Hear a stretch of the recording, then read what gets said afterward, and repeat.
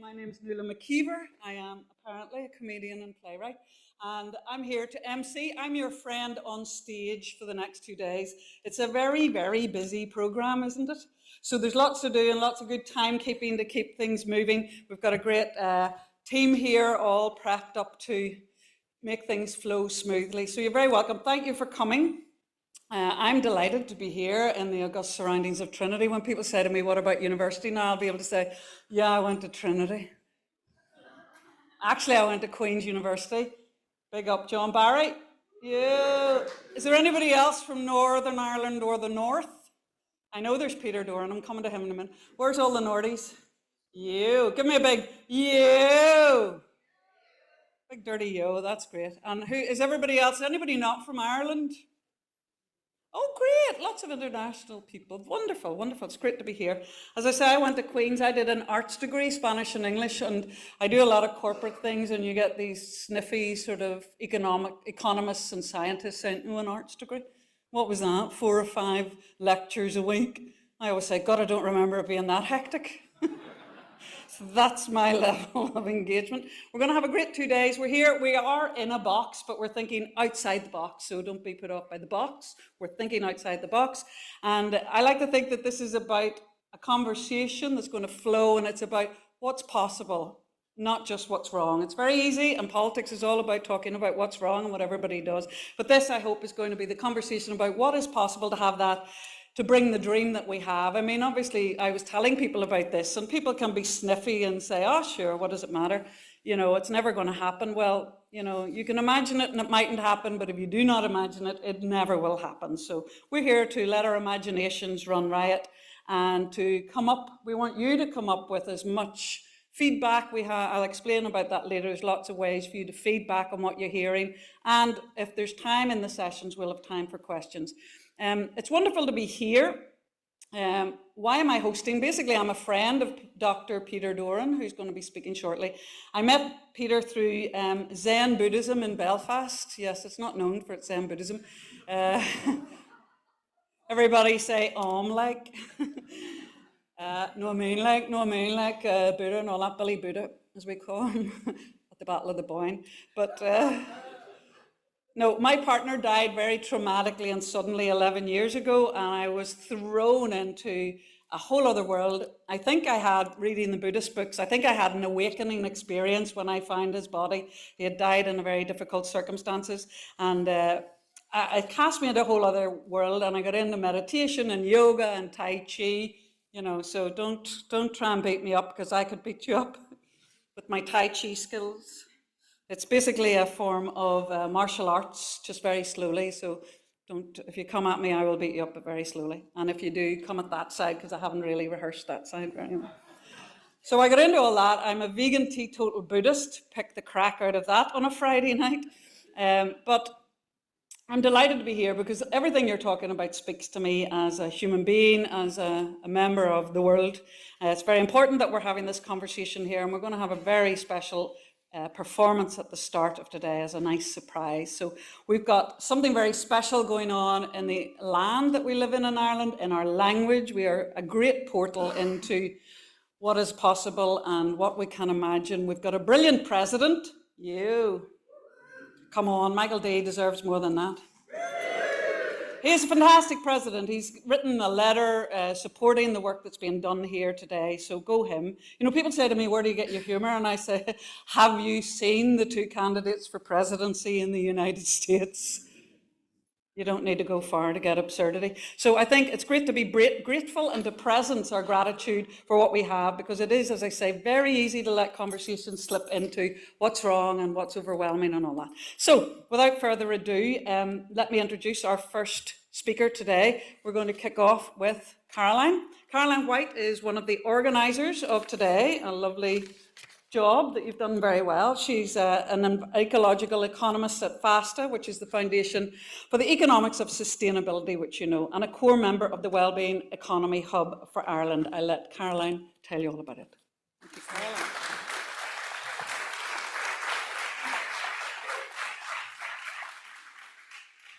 So thanks very much, Nuala, and I can't say how wonderful it is to see all of you here. It's just amazing for me.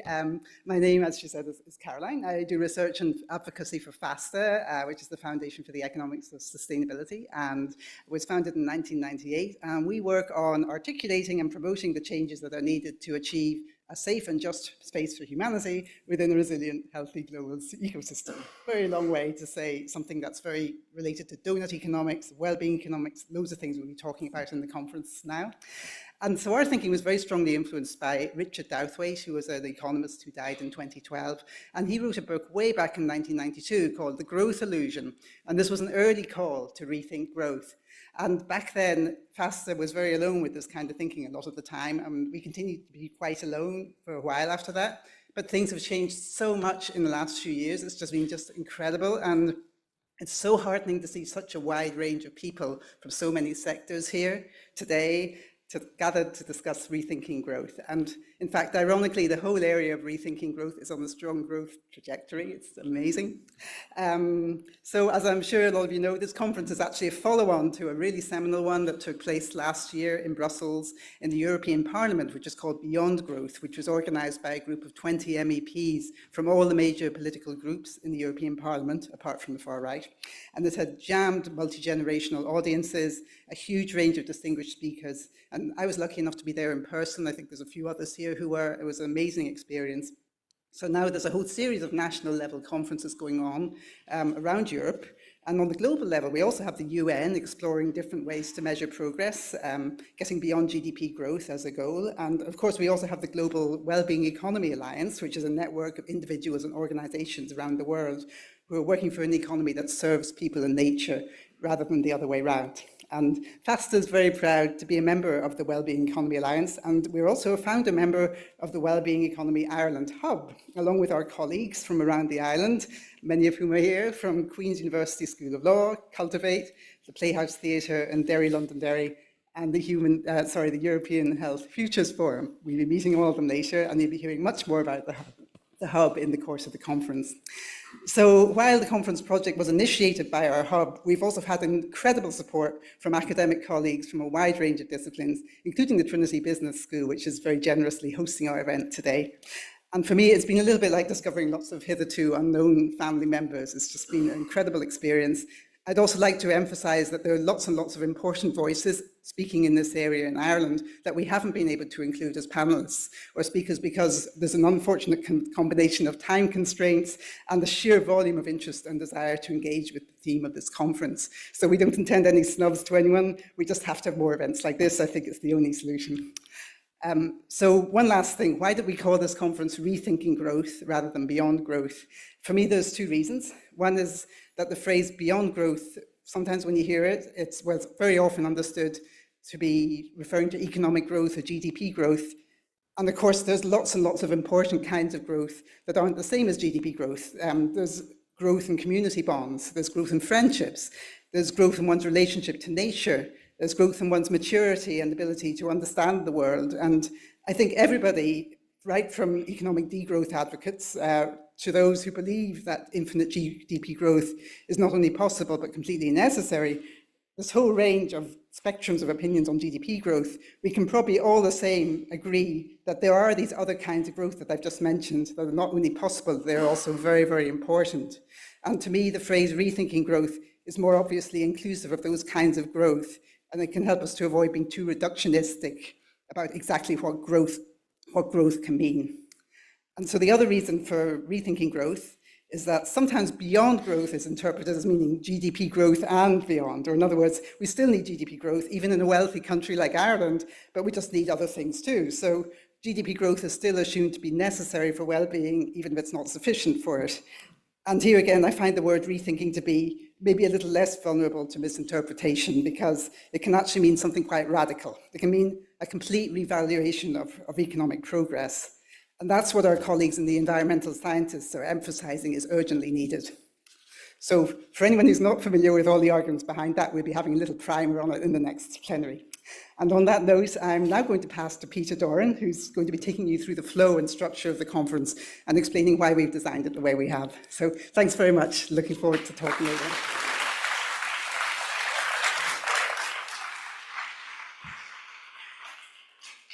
Hi, I'm so talented. I'm also Peter Doran. No, I'm going to introduce Peter formally. He's a senior lecturer at the School of Law in Queen's in Belfast, one of the conveners of the Wellbeing Economy Alliance Hub on the island. His work with the Carnegie Trust on a high-level roundtable on wellbeing in Northern Ireland led to the production of a programme for government based on collective wellbeing outcomes. I'm not sure how much of that has been put into practice yet in Northern Ireland. Hold that thought. He describes himself as an activist academic focusing on the rights of nature, the attention economy, the wellbeing economy, and the commons. Please welcome Dr. Peter Doran.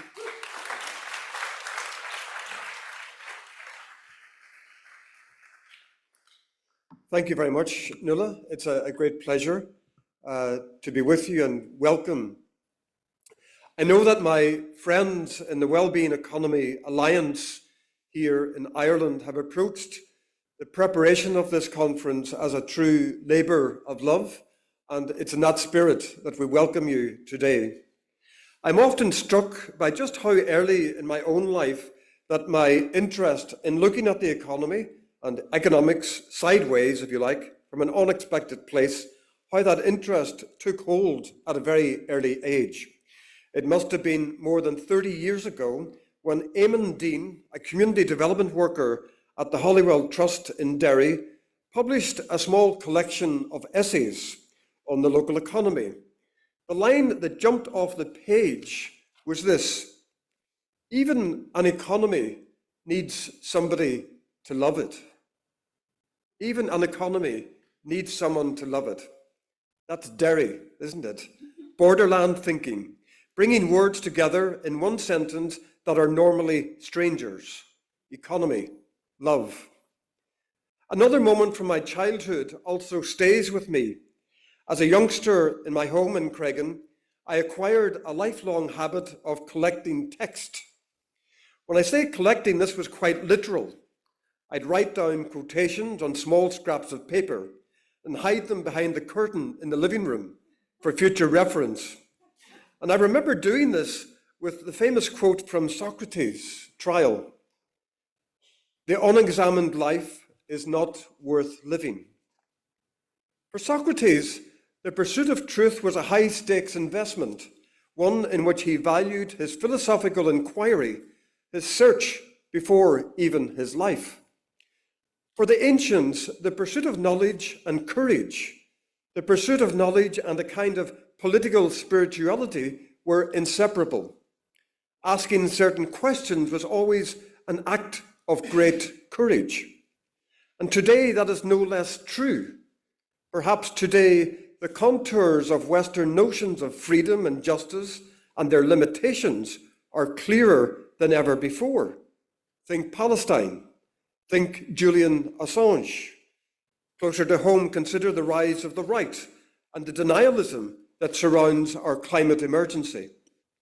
The questions we are raising about the future of our economies and the deep stories that underpin the Euro-modern social imaginary that has enabled certain forms of economic convention to take hold as existential investments, these questions, this questioning, demands courage.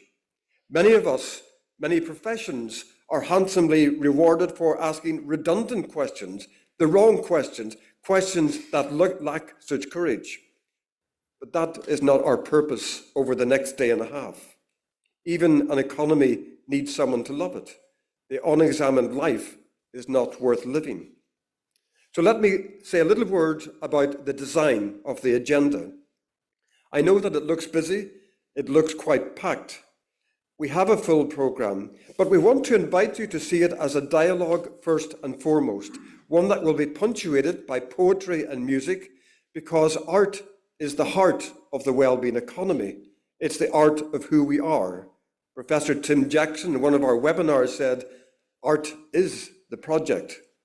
We'll invite you to participate through the use of the Mentimeter and the feedback cards so that we capture and involve everyone who is here. The themes are designed to support a dynamic conversation.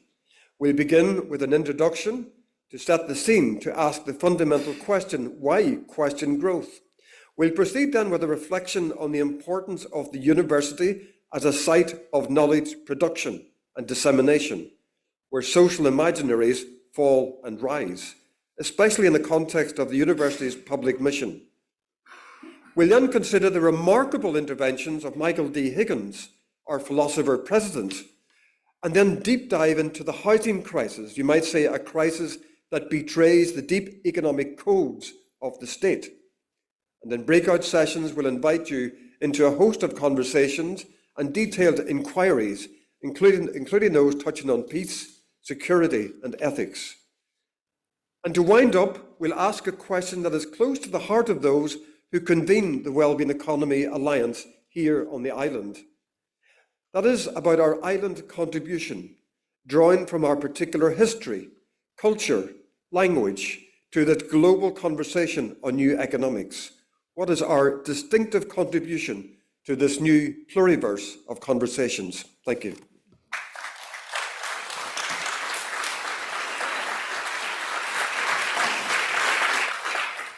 Thanks, Peter. That was a lovely run through what we have lined up, the shape of the conference. And we're delighted to have our next speaker, who's here almost as a welcomer on behalf of Trinity, I presume. Professor Jane Stout is Professor of Ecology and Vice President for Biodiversity and Climate Action at Trinity College, Dublin. She has a lot to say on the subject. Please welcome Professor Jane Stout.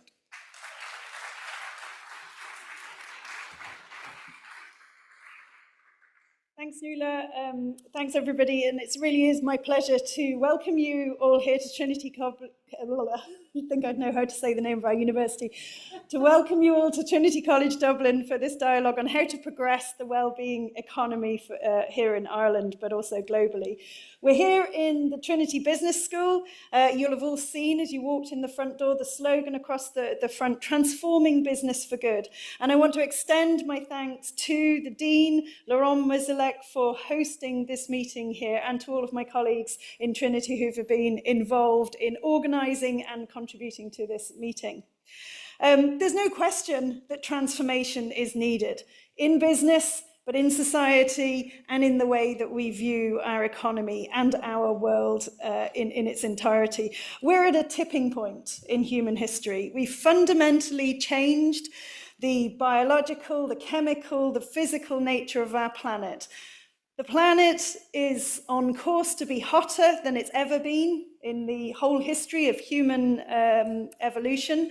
We've almost reached 1.5 degrees above pre-industrial levels. We're on track for 2 to 3 degrees by the end of the century. We can already see the impacts that this has on food, on water supplies, knock-on impacts for people, for our health, in terms of social tensions, in terms of political upheaval. At the same time, we're seeing a massive decline in the abundance and diversity of wildlife, from the large charismatic creatures, the birds, the mammals, to the tiny and often overlooked organisms like insects and fungi, organisms that are fundamental to the way our ecosystems work, that keep our ecosystems healthy and functioning, able to produce food, able to cope with changing climate, and ultimately that keeps us and our own well-beings healthy as well. And of course, nature is incredibly robust. It regenerates. It finds a way to thrive, even in the harshest of conditions. But what we're doing is pushing nature to its limits. And the root cause of an awful lot of our problems is that we're using up resources, we're polluting the environment at a rate that exceeds nature's ability to regenerate. Healthy ecosystems are incredibly robust to change. But when those systems are depleted, they become less able to adapt. They're less able to cope and still function. And because we haven't valued nature in our economic thinking to date, it's been very much ignored. It's been depleted through unsustainable extraction, and when it's exhausted, we've just moved somewhere else. It's been polluted. Chemicals have been released into the air, the soil, the water, with no economic consequences for the polluter. And there really is no business as usual under these conditions. The world, as I say, is on a path to massive social, environmental, and economic upheaval. So we need to transform. We have the opportunity to rethink the way we treat our life support system, planet Earth, and to care for it as we would a member of our family. Here in Trinity, we're in a university that's been around for 432 years. We've just launched our first sustainability strategy, where we've highlighted the need to face these challenges head on, to focus our attention on cutting emissions to contribute to limiting the magnitude of global warming, to adapt to a different future for the next 400 years. To contribute not only to halting biodiversity loss, but to become nature positive on our campuses and in our supply chains. And to commit to a healthy planet for healthy people. And as a university, we have huge potential to make a difference, to act as an agent for the cultural, the technological, the societal changes that are needed. We are attempting to change our educational curriculum. We're ensuring that our research can have the impact that it deserves, and we're changing the way that we operate our day-to-day business on our campuses and working in partnership to achieve these sustainability goals. And this meeting really is an opportunity to cross disciplines, to have that dialogue, to have the hard conversations, to think differently.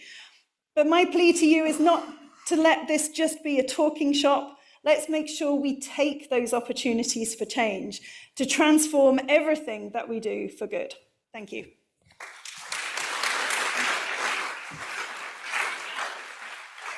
Thank you, Jane. It's nice to be in your house. Ireland is, as Peter said, you know, there's love and there's economics, and love is at the heart of what we do. We all operate on a vibrational level. We all speak to each other vibrationally from the heart. Music is at the heart of that because it captures the things we cannot say. And there's a man sitting here who we are absolutely thrilled has agreed to come and open the conference for us with a performance, a one-off bespoke performance. If you like, Ireland is a hothouse for what can be grown in ideas. Do you see what I'm doing there, baby? And it produces flowers. Speaking of hothouse flowers, here's one we made earlier. Please give a fantastic welcome to the unique talent that is Liam O'Mwanley.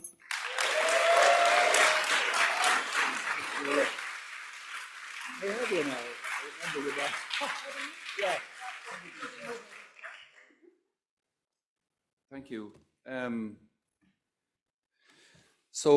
Well, one thing is that Trinity. It's great if you see the front of Trinity. They've let the grass grow crazy, and it's just a very, very simple gesture, but it speaks like my garden at home. It speaks, I'll tell you. I grew up in Dublin, in the Pale. Language and the earth are inseparable. Music, people, language, cultural behavior, relationship to each other are all connected.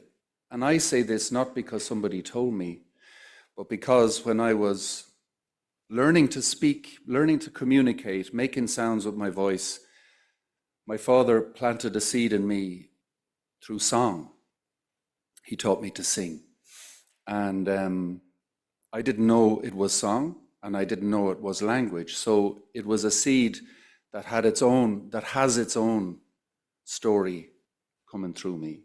And therefore, I read my life, I've read the world, informed, inspired, nourished by that seed that grows and provides fruit to myself and to those who are interested in listening to the sounds that I make, which has taken me around the world and has given me great company, great fun, great inspiration.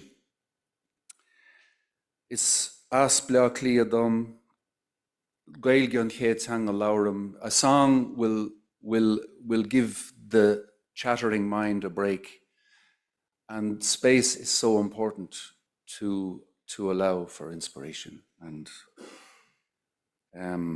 oh yeah, well, I thought I'd just throw this in.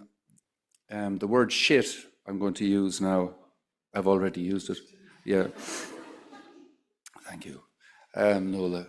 I was talking to a singer up in Newry, and we were chatting about the ways of the world. We were leaning on a fence, chewing on a bit of grass, and we kind of came to the conclusion, well, if it smells like shit, it's probably shit. And I think it's one thing to remember, all of these great things start, all these great initiatives begin, and then we've got to watch out for the person who comes in to go, oh, I've got a checkbook, and I can make it bigger, and I can make it wider, and I make it shinier and longer. And I think a lot of the awareness, as well as the awareness of just the incredible beauty that is within us, without us, the sense of possibility in every split second, is also that, you know, somebody might come in and just might put a whole load of red tape over everything. Things happen right now. And that's again, that grass growing outside of the front of Trinity is like, you know, feck it, like, just let the grass grow. That's a, you know, I don't know how many signatures had to happen for that to happen. I don't think there were many. You know what I mean?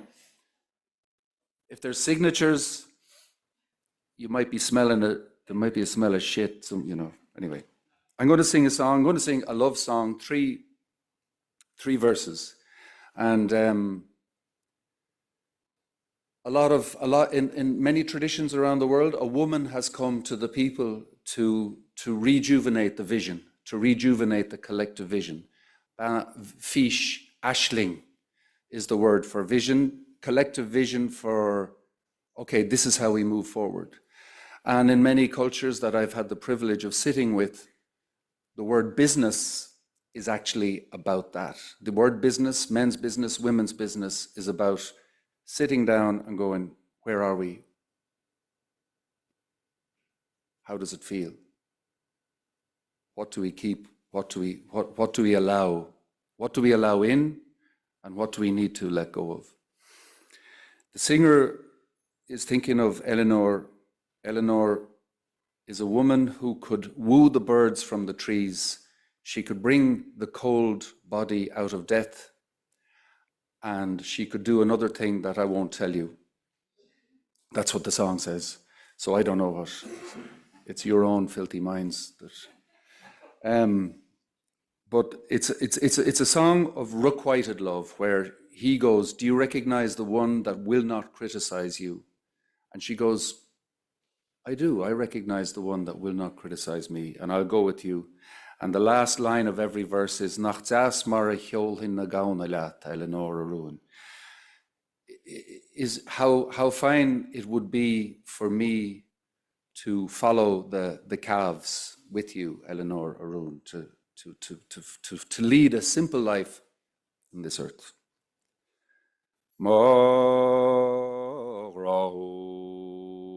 Actually, you all have voices, and I'm not going to ask you to sing any words, so don't worry about that. But if you do feel like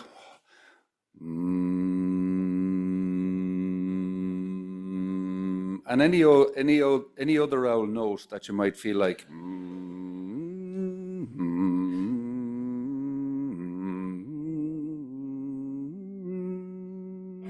great, keep going.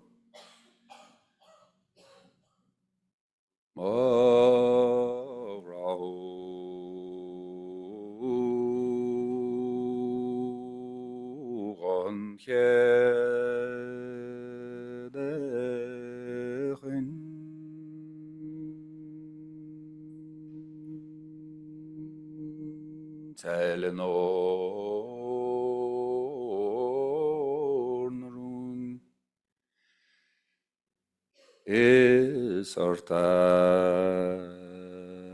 vima quinu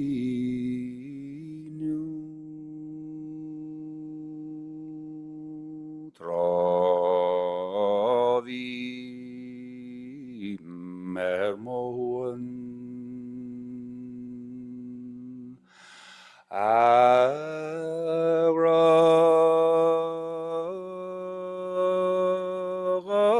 Tilu isa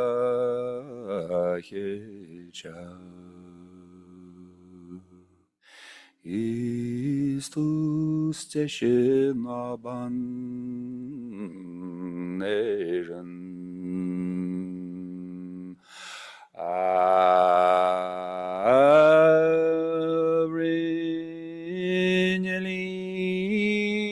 des Augistu is Deshemil Shepog Uns whited bow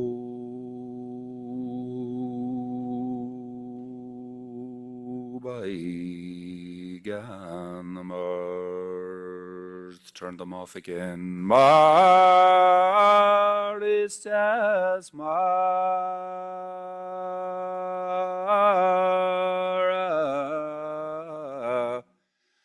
Yolina Gaunalat Eleanor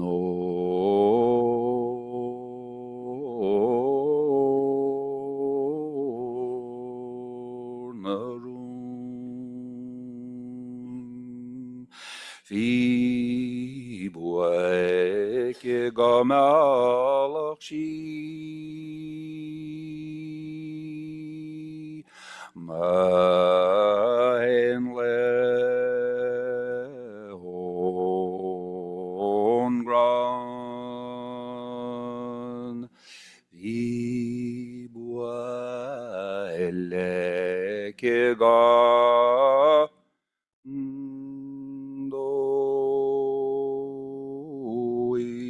Ikershi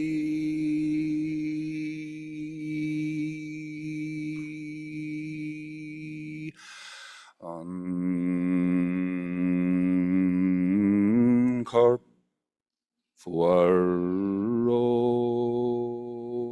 Mos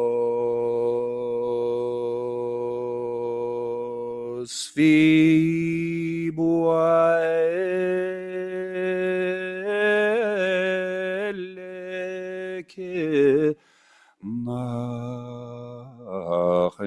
Nachneret Shigrama Helevis Mochechark Avrinelin des Og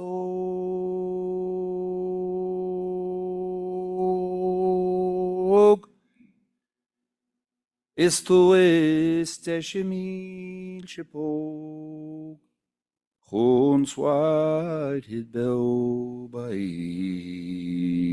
Ganamart Maristas Mara Yolin Gaunalat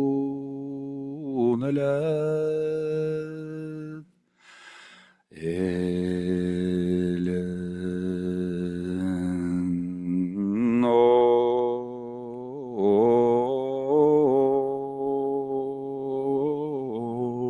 Narun. One more verse.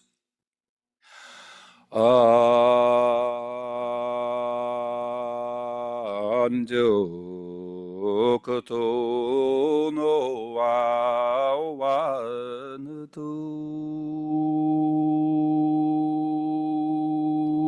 Eleanor Narun Nante Makonyo Hoi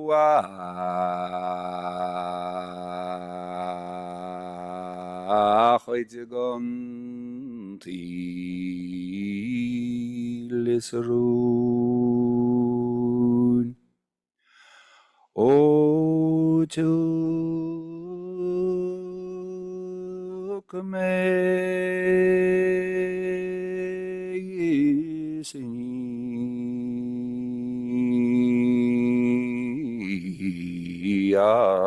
me Ismahanaino te machanoch me avrinelin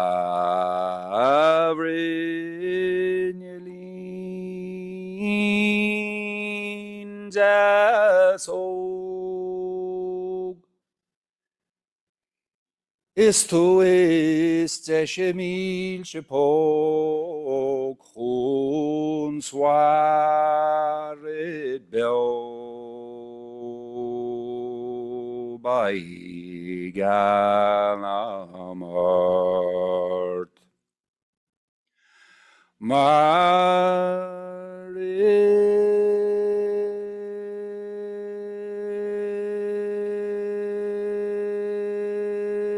Suggest Mara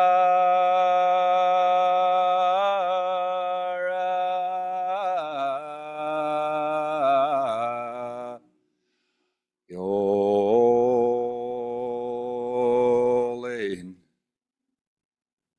Ago